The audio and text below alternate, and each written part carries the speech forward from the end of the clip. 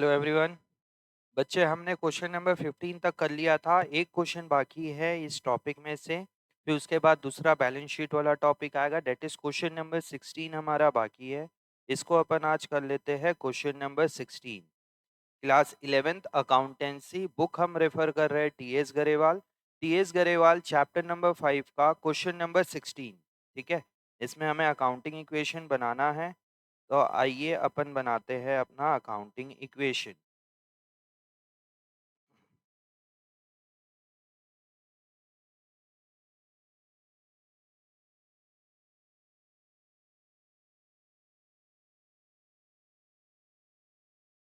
Accounting equation, ये मेरा heading बनेगा अकाउंटिंग इक्वेशन। ये होगा assets is equal to liabilities plus capital. ठीक है, सीक्वेंस नंबर ट्रांजैक्शन। पहला पॉइंट क्या बोल रहा है? Started business with cash.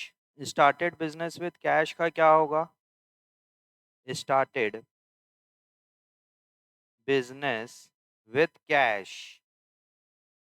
क्या क्या हो रहा है बच्चे? इसमें हमारा कैश बढ़ेगा, तो एसेट साइड कैश आ जाएगा 1,50,000 से। और दूसरा क्या होगा बच्चे? हमारा कैपिटल बढ़ जाएगा, तो ये भी हो जाएगा 1,50,000। क्लियर है? इजी था ये, हर एक पॉइंट में आप लोग को मिल रहा है। दूसरा point, open a bank account by depositing cash 25। मतलब open bank account, open bank account कितने रुपए से ओपन कर रहे हैं? 25। तो क्या होगा बच्चे मेरा? कैश कम होगा 25,000 रुपीज से। और क्या होगा मेरा? एक ये एसेट बन जाएगा 25,000 का। ठीक है, तो मेरा ये न्यू इक्वेशन क्या बनेगा? मेरा न्यू इक्वेशन बनेगा 1,25,000 का कैश, 25,000 का बैंक बैलेंस, और इस तरफ आ जाएगा 1,50,000 का कैपिटल बैलेंस। सेकेंड पॉइंट भी इजी था एकदम। तीसरा point, he sold his personal car and deposited the amount in the firms bank. Owner ने अपनी पर्सनल कार बेचा और जो पैसा आया वो बिजनेस के बैंक पे जमा कर रहा है। तो इसमें क्या हो रहा है? Additional capital introduce. मतलब क्या हो रहा है? बेसिकली कैपिटल इंट्रोड्यूस्ड हो रहा है। ठीक है, ओनर ने बिजनेस पे पैसा लेके आया। अब हमें कोई मतलब नहीं है कि ओनर वो पैसा कैसे लेके आया। वो अपनी पर्सनल कार सोल्ड किया, अपना घर बेचा, अपना गोल्ड बेचा। भाई बिजनेस और ओनर अलग अलग एंटिटी है। बिजनेस के पास पैसा आया, कहाँ से आया? ओनर ने लगाया। अब ओनर वो अपनी पर्सनल कार बेचे या पर्सनल बिल्डिंग बेचे, ठीक है, तो उसको बिजनेस से कोई फर्क नहीं पड़ेगा। इसमें क्या हो रहा है बच्चे? बिजनेस का बैंक बैलेंस बढ़ेगा क्योंकि बैंक में डिपॉजिट किया, और दूसरा क्या होगा? उसका कैपिटल में जाएगा। तो ये तीसरा ट्रांजैक्शन हो गया। ये बनेगा मेरा न्यू इक्वेशन। 1,25,000 का कैश, 75,000 का बैंक बैलेंस, और 2,00,000 रुपीज का कैपिटल। इजी है एकदम। पॉइंट नंबर 3 भी। Point number 4, he purchase a building and furniture for ₹1,00,000। अब इसमें बिल्डिंग और फर्नीचर अलग अलग नहीं दिया, आप एक साथ लिख देंगे purchase building and furniture. Purchase building and furniture. तो आप एक ही हेडिंग बनाएंगे यहाँ पे, बिल्डिंग स्लैश फर्नीचर। कितने रुपए का बिल्डिंग फर्नीचर परचेज किया हमने? 1,00,000 रुपए का। क्या कुछ बोला? कैश में, क्रेडिट में, किस में? कुछ नहीं बोला। तो हमने किस में परचेज किया बच्चे? कैश में। तो ये आपका कैश माइनस हो जाएगा 1,00,000 रुपीज से। और कुछ हो रहा है? नहीं, और कुछ नहीं है। तो यहाँ पे मेरा बन जाएगा ये न्यू इक्वेशन। 25,000 का कैश बैलेंस, 75,000 का बैंक बैलेंस, 1,00,000 रुपीज का बिल्डिंग और फर्नीचर, और 2,00,000 रुपीज का हमारा कैपिटल। ठीक है। Point number 5। पॉइंट नंबर 5 पे आते हैं, he purchase goods from Ram on credit. हमने गुड्स परचेज किया क्रेडिट में। Purchase goods from Ram. हमने क्रेडिट में गुड्स परचेज किया। कितने रुपए का गुड्स परचेज कर रहे हैं हम क्रेडिट में? 50,000। तो क्या होगा बच्चे, हमारा गुड्स बढ़ेगा तो एसेट साइड एक कॉलम बनेगा, क्या चीज का? गुड्स का। एसेट साइड कॉलम बनेगा गुड्स का। कितने रुपए का गुड्स परचेज किया हमने? 50,000 रुपए का। बच्चे किस में परचेज किया हमने? हमने उसको परचेज किया है क्रेडिट में। क्रेडिट में परचेज किए तो क्या बनेगा हमारा? लाइबिलिटी। क्या नाम से लाइबिलिटी बनेगा? क्रेडिटर के नाम से लाइबिलिटी बनेगा 50,000। थोड़ा सा स्पेस मैनेजमेंट प्रॉब्लम आएगा बच्चे इस क्वेश्चन में लग रहा है। चलिए करेंगे उसको भी। न्यू इक्वेशन, 25,000 का कैश बैलेंस, 75,000 का बैंक बैलेंस, 1 लाख रुपीस का बिल्डिंग फर्नीचर, 50,000 रुपए का फर्नीचर, 50,000 रुपए का लाइबिलिटी और 2 लाख रुपीस का कैपिटल। लाइबिलिटी में भी बेसिकली क्या है वो? क्रेडिटर। पॉइंट नंबर 6, ही पेड कार्ट्रेज। कार्ट्रेज पे किया। कार्ट्रेज मतलब होता है ट्रांसपोर्टेशन चार्ज। जो गोडाउन से शॉप तक जो रिक्शा में सामान आता है, टेम्पो में सामान आता है, तो उसको बोला जाता है कार्ट्रेज। ही पेड कार्ट्रेज। Paid cartridge. कितने रुपए का कार्ट्रेज पे किया गया? 500 का।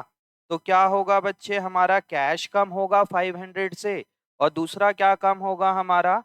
कैपिटल कम होगा 500 रुपीज। ये क्लोज होगा तो ये हमारा बनेगा new equation.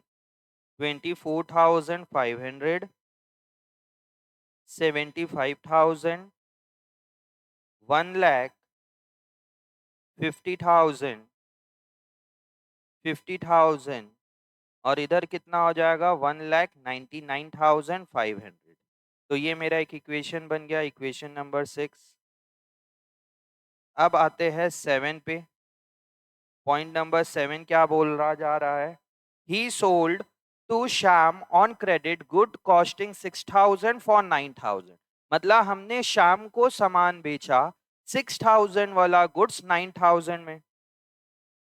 Sold goods to Shyam. ठीक है। मेरा स्टॉक कितने से कम होगा बच्चे? स्टॉक कौन सा है मेरा? मेरा स्टॉक गुड्स कितने से कम होगा? मेरा गुड्स कम होगा 6,000 से। तो ये मेरा गुड्स कम हो जाएगा 6,000 से।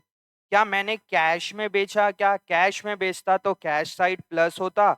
यहाँ पे क्या आ जाएगा बच्चे? मेरा गुड्स आ जाएगा। थोड़ा सा मैं लाइबिलिटी को इधर खसका देता हूँ, और मेरा क्या आ जाएगा बच्चे यहाँ पे? डेटर्स। डेटर्स आ जाएगा। कितने रुपए का डेटर्स आएगा? 6,000 रुपीज का डेटर आएगा। ठीक है। तो मेरा ये न्यू इक्वेशन कितना बन जाएगा? मेरा न्यू इक्वेशन 24,500 कैश, 75,000 रुपीज का क्या था हमारे पास बच्चे? बैंक बैलेंस, 1 लाख रुपीज का फर्नीचर बिल्डिंग, ये हो जाएगा 44,000 रुपीज का स्टॉक, 6,000 रुपीज का डेटर, और इधर 50,000 रुपीज का क्रेडिटर, और 199,500 का कैपिटल। ठीक है। Point number 8। पॉइंट नंबर 8 में क्या बोला जा रहा है? Receive rent from tenant. हमें रेंट मिला। Received rent. Received rent. कितने रुपए का रेंट मिला बच्चे? 1,000। तो मेरा कैश बढ़ेगा 1,000 से, और मेरा कैपिटल बढ़ेगा 1,000 से, क्योंकि मेरी इनकम है। तो ये बन जाएगा मेरा new equation. 25,500 plus 75,000 plus 1 lakh plus 44,000 plus 6,000 is equal to 50,000, और यहाँ पे ये हो जाएगा मेरा 2,500, 2,500 रुपीज हो जाएगा ये। ठीक है। अब आते हैं पॉइंट नंबर 9 पे। Point number 9। पॉइंट नंबर 9 क्या बोला जा रहा है? Receive security deposit from tenant. ये एक अच्छा पॉइंट है, स्टार लगाएंगे। Receive security deposit from tenant. ये क्या होता है बच्चे, सिक्योरिटी डिपॉजिट मुझे मिला तो मेरा कैश बढ़ेगा। अब क्या होता है, सिक्योरिटी डिपॉजिट समझना होता क्या है।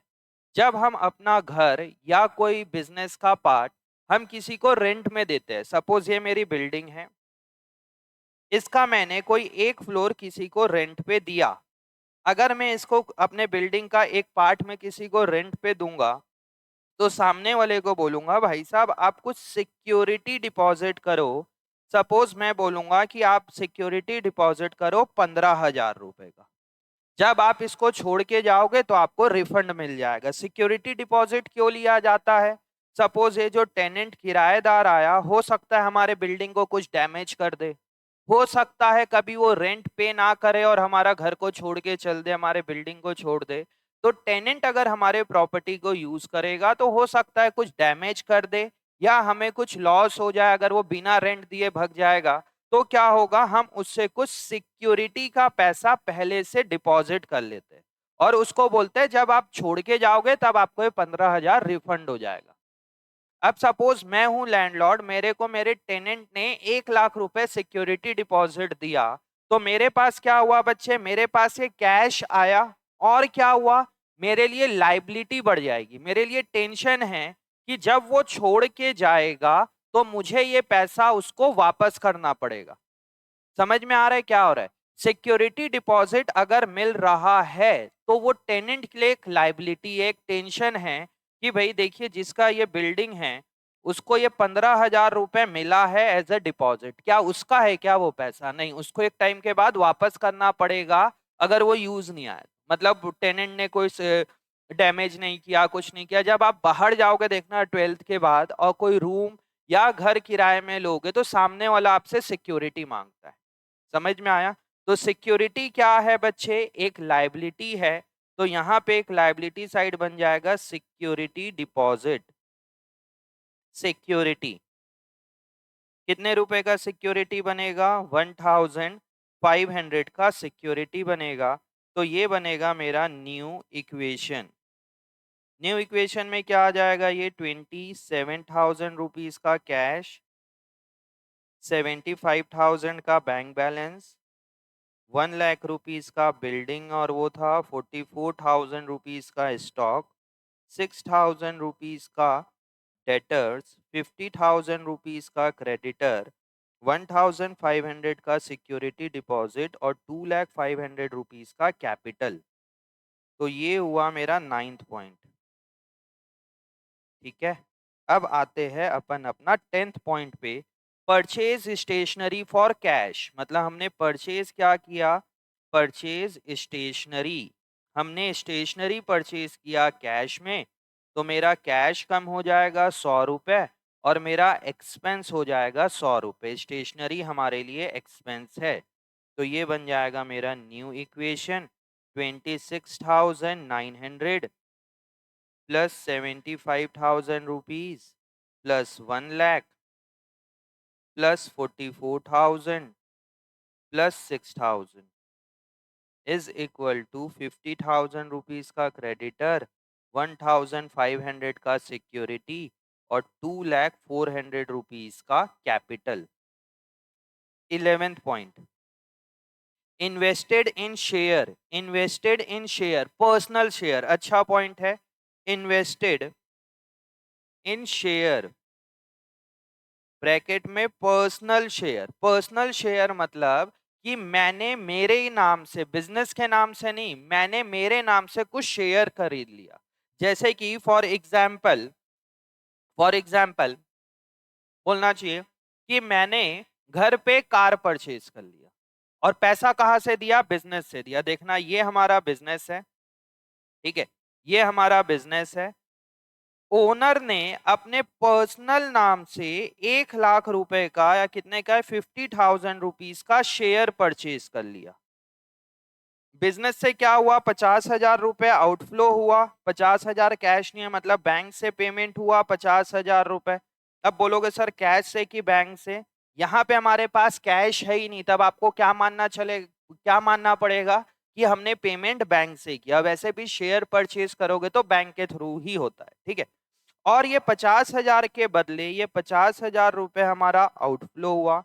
इसके बदले क्या बिजनेस को शेयर मिला? क्या क्या बिजनेस के नाम से रिलायंस कंपनी का शेयर है, टाटा कंपनी का शेयर है? किसके नाम से शेयर है? ओनर के पर्सनल नाम से शेयर है। तो क्या होगा, एक तरीके से ओनर ने अपने पर्सनल यूज के लिए पैसा निकाल लिया। तो ये चीज एक अच्छा है।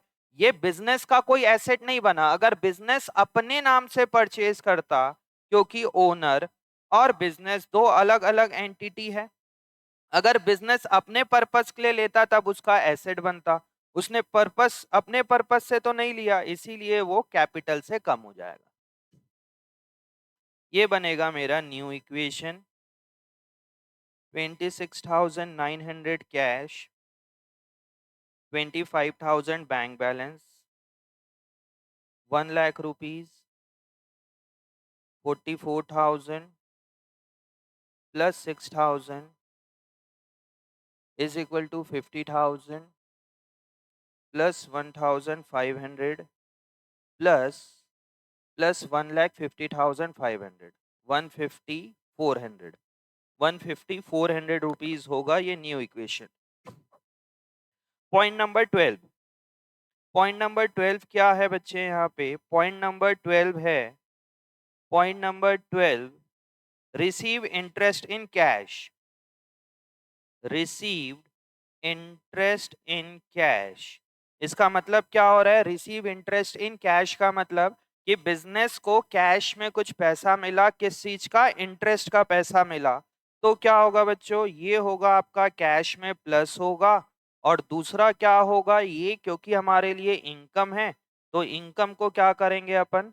इनकम को करेंगे कैपिटल में प्लस। इनकम को करेंगे कैपिटल में plus.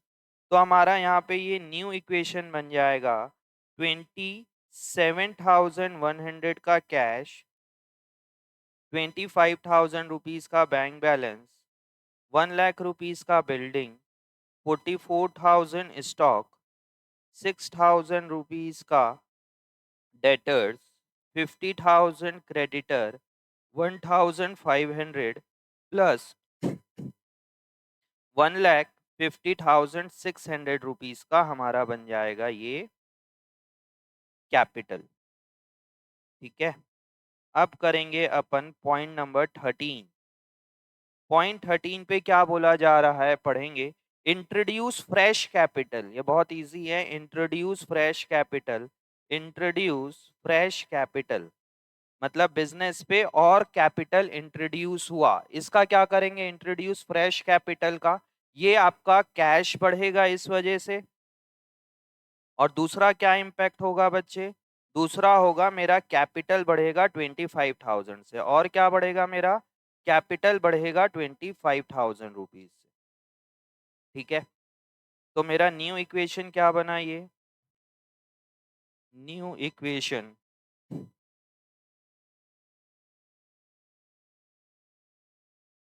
52,100, 25,000 plus 1 lakh plus 44 plus 6 is equal to 50,000 rupees का क्रेडिटर, 1,500 प्लस 175,600, 175,600 रुपीज का मेरा कैपिटल बनेगा। अब आते हैं 14 पॉइंट पे। 14 पॉइंट पे क्या बोला जा रहा है? Goods destroyed by fire. Goods destroyed by fire का क्या करेंगे? गुड्स डिस्ट्रॉयड बाय फायर ₹500, 500 रुपए से गुड्स डिस्ट्रॉयड बाय फायर। इससे क्या होगा बच्चे? आपका स्टॉक कम हो जाएगा। और क्या होगा? आपके लिए लॉस है। लॉस है तो आपका कैपिटल से कम होगा। ये 44,000 का मेरे पास स्टॉक था, उसमें 500 रुपए का गुड्स डिस्ट्रॉयड हो गया बाय फायर, तो आपका स्टॉक कम होगा और आपका कैपिटल कम होगा। स्टॉक और कैपिटल आपका कम हो जाएगा। तो यहाँ पे बनेगा ये मेरा न्यू इक्वेशन।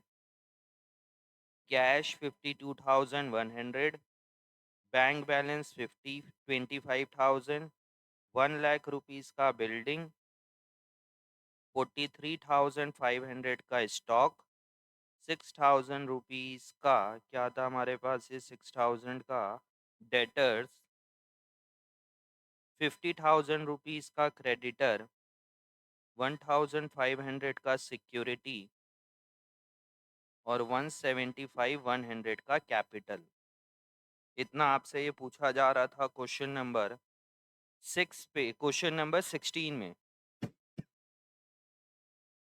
तो आपका ये बनेगा assets is equal to liability plus capital.